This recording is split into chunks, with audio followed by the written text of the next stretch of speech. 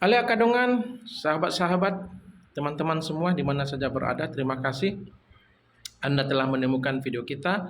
Saya ucapkan selamat bertemu kembali. Channel kita membahas tentang gereja ya, gereja. Namun tujuannya bukan untuk semata-mata uh, mengkritik. Kita tidak mau mengkritik ya. Kita tidak mau mengkritik gereja, tidak boleh ya. Yang kita lakukan adalah kita memberi masukan agar kalau berkenan gereja-gereja mendengarkan ya, mendengarkan arus bawah.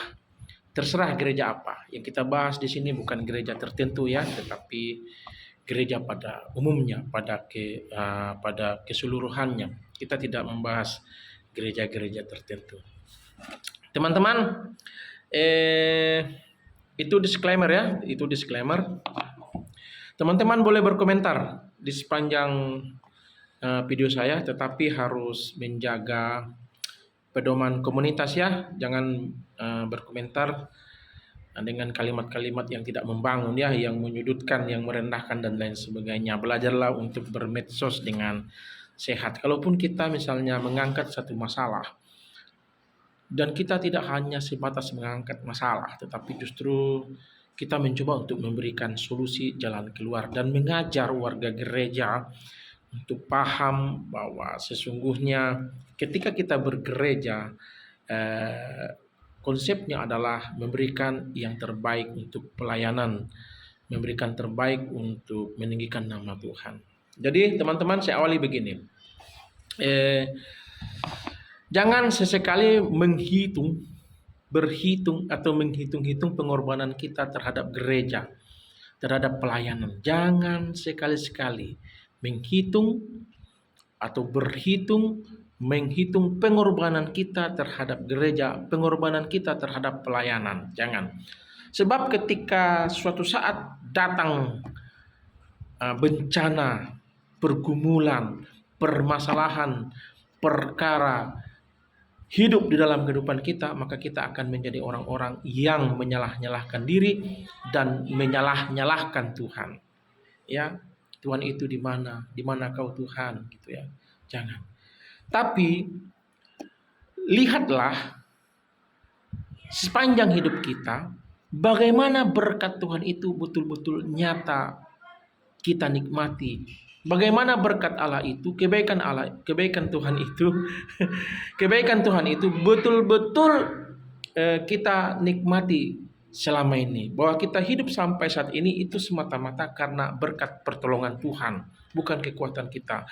Sehingga ketika permasalahan yang datang, pergumulan hidup yang datang, gelombang hidup yang datang, kita bisa bersyukur. Ya, kita tetap bisa melihat kebaikan Tuhan dan bersyukur untuk semua itu. Bersyukur apakah ketika kita berkelimpahan berkat dan tidak berkelimpahan berkat. Apakah kita dalam keadaan sehat dan keadaan sakit. Kita bisa melihat sisi kebaikan Tuhan dalam kehidupan kita selama ini. Demikian. Itu sebagai pendahuluan. Jadi, teman-teman, saya hari ini mengajak kita semua untuk membahas satu isu yang sangat krusial. Isunya begini. Ada survei yang mengatakan, saya tidak perlu menyebutkan gereja atau surveinya. Ada survei yang mengatakan bahwa kehadiran jemaat untuk beribadah, apakah ibadah minggu, ibadah persekutuan, hanya mencapai 40 sampai 50%. Jadi katakanlah misalnya dalam satu gereja ada 100 jiwa yang hadir kebaktian, antara 40 sampai 50%. Ya. Saya ulangi. Ada satu survei yang mengatakan, saya tidak perlu mengucapkan surveinya di mana, di gereja mana, tapi survei itu mengatakan kehadiran jemaat untuk beribadah hanya 40 sampai 50%. Apakah dalam ibadah minggu, ibadah-ibadah persekutuan dan lain sebagainya. Kita akan bahas apa penyebabnya,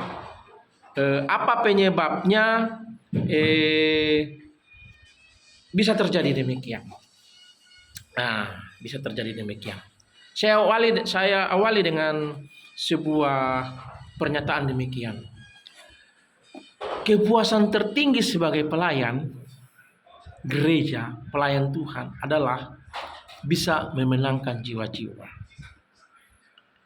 Bisa membawa warga gereja, jemaat Tuhan untuk beribadah. Ya. Itu adalah kebahagiaan tertinggi sebagai pelayan.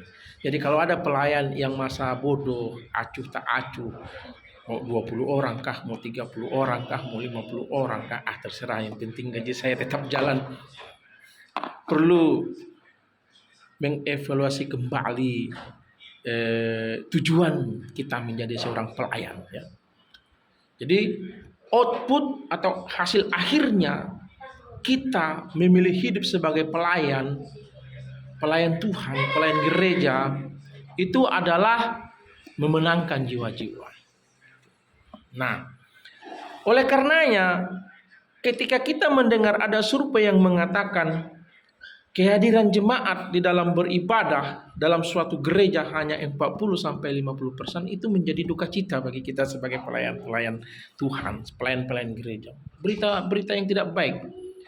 Ya, duka cita.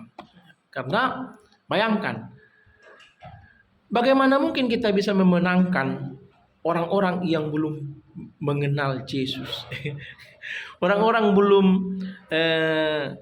belum mengenal Injil Kristus, sementara warga gereja sendiri yang sudah dibaptis dan lain sebagainya tidak bisa kita menangkan agar mereka datang beribadah di ibadah minggu atau ibadah-ibadah persekutuan di lingkungan gereja di mana kita bergereja. Saya tidak menyebut gereja-gereja tertentu, ya. Itu. Jadi menjadi kontraproduktif gitu ya.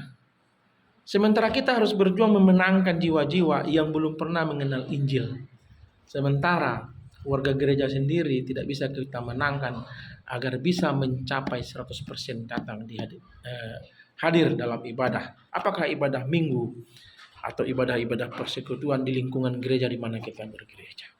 Itu ya. Nah, pertanyaannya, apa yang menyebabkan jemaat itu tidak tertarik untuk datang beribadah? Oke. Saya ingin memandangnya dari sudut pandang sebagai pelayan-pelayan Tuhan. Gitu. Oke.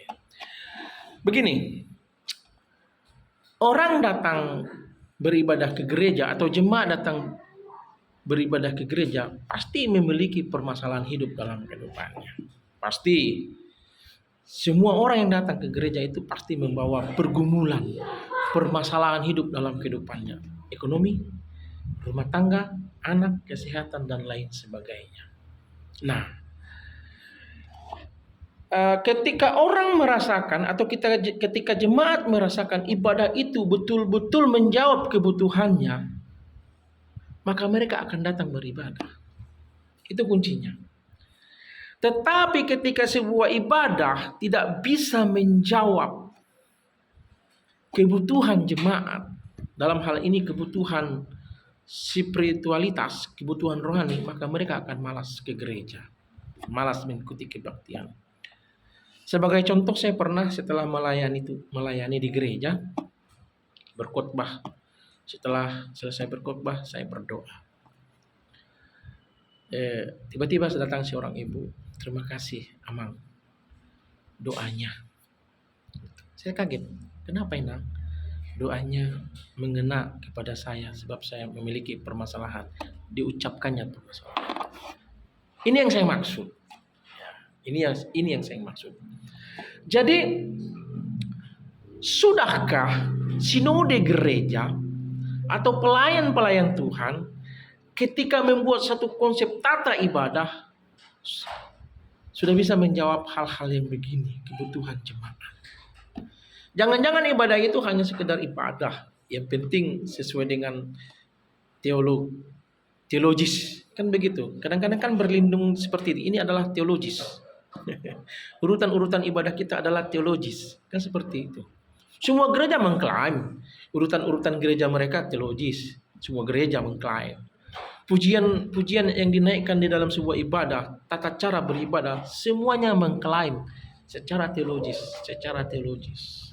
Tetapi lupa satu hal yang membuat orang rindu terus untuk datang beribadah adalah, sudahkah tatanan ibadah kebaktian itu, apakah ibadah minggu dan ibadah rumah tangga, sudah bisa menjawab kebutuhan kerohanian, kebutuhan spiritualitas jemaat yang datang. Jangan-jangan ibadah hanya sekedar tatanan ibadah. Orang-orang yang ambil bagian di dalam pelayanan tidak mendoakan pelayanan tersebut, sehingga tidak bisa menjawab kebutuhan jemaat. Lalu kebutuhan jemaat yang seperti apa? Tentu rentetan-rentetan pujian, rentetan-rentetan doa itu harus bisa menjawab kebutuhan spiritualitas jemaat. Contoh ibu yang barusan saya ucapkan tadi. Makanya dalam sebuah gereja ada yang tetap mempertahankan doa syafaat dalam rentetan ibadahnya. Saya tahu kalau gereja-gereja karismatik itu tidak ada lagi doa syafaat. Ya. Tapi kalau gereja-gereja Injili masih ada mempertahankan doa syafaat. Di luar doa hamba Tuhan yang menyampaikan khotbah. Dua-duanya benar, saya tidak pernah menyalahkan. Tapi mari kita iris tipis-tipis. Gereja-gereja yang mempertahankan doa syafaat, kalau kita tanya mengapa masih dipertahankan doa syafaat di gerejamu, maka mereka akan berkata begini. Doa syafaat itu khusus mendoakan semua jemaat. Apakah yang ulang tahun, apakah yang menyampaikan ucapan syukur, apakah yang memiliki permasalahan hidup, penyakit, dan lain sebagainya, kesehatan, apakah anaknya mau ikut ujian, didoakanlah dalam sebuah doa syafaat. Karena menurut mereka, ketika ada sesi doa syafaat, maka tidak akan ada topik-topik doa yang terlupakan. Itu kalau menurut sinode-sinode yang mempertahankan doa syafaat. Kalau menurut orang atau menurut sinode-sinode yang menghilangkan doa syafaat atau yang tidak mengadakan doa syafaat di dalam tatanan ibadahnya, mereka mengatakan itu adalah tugas hamba-hamba Tuhan yang berkhotbah. Jadi setelah selesai khotbah, maka semua akan didoakan. Nah, di dalam pengalaman saya dari 50 orang yang berkhotbah melenceng doanya. Ya. Kenapa? Dia tidak mendoakan warta jemaat atau topik-topik doa yang disampaikan. Tidak didoakan, lupa atau apa, kita tidak tahu. Kebanyakan dari 50 pengkhotbah paling 10 yang mengingat akan kebutuhan jemaat yang datang untuk didoakan. Paling mereka mendoakan firman Tuhan yang dikhotbahkan. Betul. Nah, kalau kita tanya lagi, mengapa sinode-sinode gereja yang mempertahankan doa syafaat itu tetap mengadakan doa syafaat? Mereka mengatakan bahwa pengkhotbah cukup mendoakan tentang firman Tuhan yang baru disampaikan, supaya firman itu betul-betul berurat, berakar, bertumbuh, dan supaya jemaat mengerti dan dikuatkan sehingga mereka mampu melakukan firman Tuhan. Nah, sementara untuk kebutuhan spiritualitas jemaat itu khusus didoakan pada doa syafaat. Itu. Nah, ini menjadi perdebatan di kalangan sinode-sinode gereja gitu ya, pada tatanan departemen teologi di sinode-sinode. Mereka hanya sibuk berteologi gitu ya. Mereka hanya sibuk berteologi. Mereka sibuk tentang kebutuhan jemaat. Lalu mereka mengatakan, oh di zaman perjanjian lama memang demikian. Imamlah yang memimpin suatu ibadah, imamlah yang menyampaikan semuanya, gitu ya. Sekalian aja, jangan alang-alang, sekalian aja kita potong kerbau, kambing untuk persembahan kan. korban bakaran, korban ukupan, pengampunan dosa. Terkadang kita terlalu berteologi, namun hal-hal yang kita serap itu adalah hal-hal yang selera kita saja. Kalau tidak selera kita ya tidak kita pakai. Kalau selera kita ya berlindung di bawah teologi. Teologinya seperti ini, teologinya seperti ini. Gitu ya. Jadi saya tidak mengatakan ini salah dan ini tidak, ini benar atau ini salah, tidak. Intinya sebuah kebaktian, sebuah ibadah gereja, ibadah minggu atau persekutuan harus bisa menjawab kebutuhan rohani, kebutuhan spiritualitas jemaat yang datang. Bayangkan misalnya ada orang yang sedang mengalami pergumulan dalam hidupnya, gitu ya. Tetapi dalam sebuah rentetan ibadah itu tidak ada satupun doa yang bisa menyentuh apa yang menjadi pergumulan hidupnya. Akhirnya ketika dia pulang ibadah, semua menjadi garing. Itu yang pertama. Dari sisi ibadah, apakah ibadah itu bisa menjawab kebutuhan spiritualitas jemaat? Yang kedua, pelayan-pelayan tidak mempersiapkan diri. Ya. Baik dalam hal mendoakan ibadah yang sedang dilayaninya atau mendoakan dirinya sendiri, mempersiapkan dirinya sendiri. Ya, pelayan tidak mempersiapkan dirinya sendiri. Melayani Tuhan di gereja, tampil di depan. Ketika kita tampil di depan, kita menjadi pusat perhatian. Sadar tidak sadar, kita menjadi pusat perhatian ketika tampil di depan. Bayangkan kalau wajahnya seperti bangun tidur, kan? Rambutnya tidak basah, kering. Ya tidak menarik, gitu loh. Tidak menarik. Ketika kesan pertama melihat persiapan para pelayan sudah tidak menarik, apalagi apa yang diucapkannya menjadi tidak menarik. Oleh karenanya pelayan-pelayan itu harus betul-betul mempersiapkan diri ketika melayani, tampil di depan. Betul. Penampilan secara fisik dan penampilan secara kerohanian. Kita harus betul-betul mempersiapkannya. Kita harus mandi, rambut kita harus dipasahkan, kita harus segar. Sebagai pelayanan Tuhan itu harus segar. Harus segar. Lalu kita juga harus bergumul, harus kita gumulkan dan harus kita doakan. Supaya apa? Roh Kudus betul-betul terlibat di dalam ibadah tersebut. Sehingga jemaat terpuaskan secara spiritualitas, terpuaskan secara rohani. Itulah nanti yang membuat orang akan datang kembali untuk beribadah, datang kembali untuk beribadah. Ya, menarik. Yang ketiga, persiapan pemain musik, persiapan song leader, itu harus betul-betul persiapan. Ya, itu betul-betul persiapan. Jadi ada gereja-gereja yang menggunakan band, ada gereja-gereja hanya menggunakan organ. Itu tidak menjadi permasalahan. Gereja yang menggunakan band, gereja yang hanya diiring oleh organ, tidak masalah. Intinya adalah mempersiapkan diri. Saya tidak pada posisi ini yang benar musiknya, ini yang tidak benar, bukan.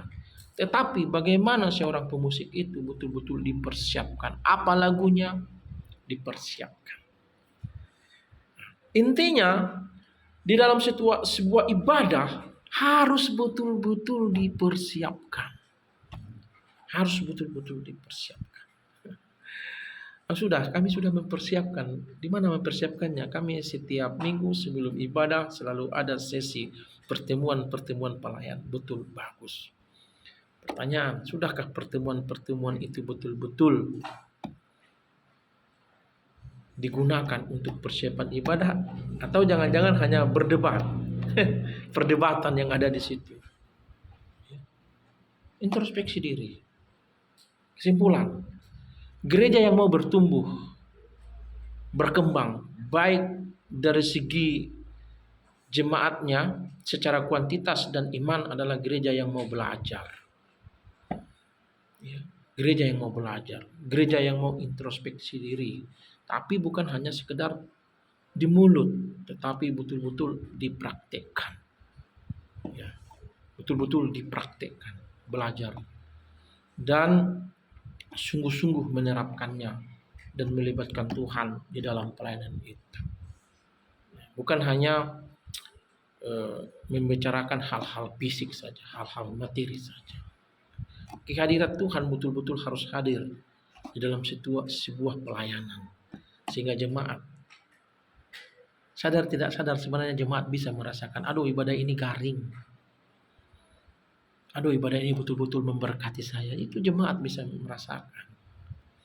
Dan sebagai hamba Tuhan juga sebenarnya kita bisa merasakan juga apakah pelayanan kita betul-betul memberkati jemaat yang datang atau apakah tidak. Makanya jangan heran ada jemaat yang ribut dengan pelayan-pelayannya. Kenapa? Karena secara kerohanian, spiritualitas tidak terpenuhi. Mereka tidak kenyang secara kerohanian. Ibadah garing, ya, garing. Begitu-begitu saja. Akhirnya membuat jemaat tidak bisa dewasa secara iman dan secara kerohanian. Teman-teman, itu saja. Jadi mohon maaf kalau ada salah, jangan diambil ya. Yang benar, yang baik diserap saja, dipelajari, simpan dalam hati. Berikan komentar di kolom komentar. Tapi harus yang sifatnya membangun ya, yang sifatnya membangun. Itu saja, sampai bertemu di video kita berikutnya. Selamat berakhir pekan.